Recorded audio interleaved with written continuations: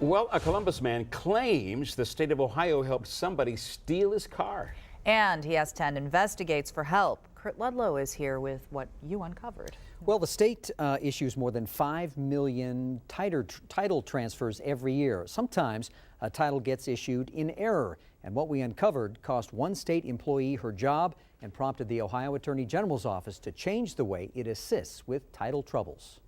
Francis Colon still has the title for the 2001 Toyota Avalon, like this one that he bought from a police auction, but he doesn't have the car. And I'm sitting here with nothing.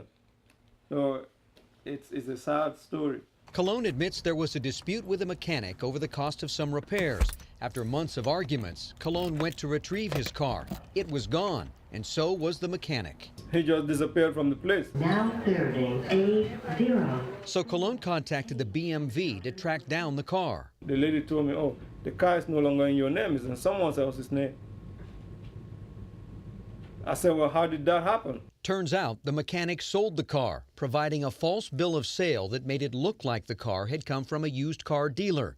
The new buyer took the paperwork to the Ohio Attorney General, where a complaint specialist who believed it to be accurate sent a letter to the BMV ordering the agency to issue a new title to the new buyer. So you think that basically the state of Ohio helped this guy steal your car? Yeah, instead of them protecting me, they helped somebody actually falsifying documents to acquire my vehicle, and they did that successfully. This was the original law. Sandy Linsky heads the Ohio Attorney General's Consumer Protection Section, which processes 30,000 complaints a year. The majority or number one complaint is used cars.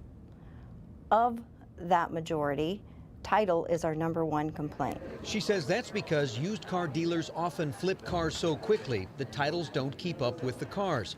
Sometimes the AG has to step in and order a title transfer, which is what the complaint specialist did in this case. However, the process that she went through was not in compliance with our current policies and procedures. She stepped outside of her authority in requesting that the Bureau of Motor Vehicles transfer that title to the consumer. Linsky says the employee should have taken the complaint up the chain. When this came to our attention, we immediately took action.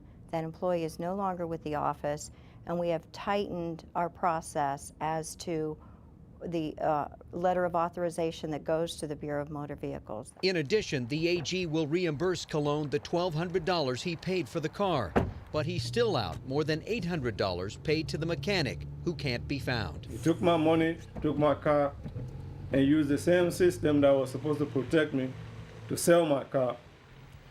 Now, the AG's office says before you buy a car, ask the seller to see a copy of the title. If it's not currently in the name of the dealer or the person selling it to you, or they refuse to show it to you, you should look for another car.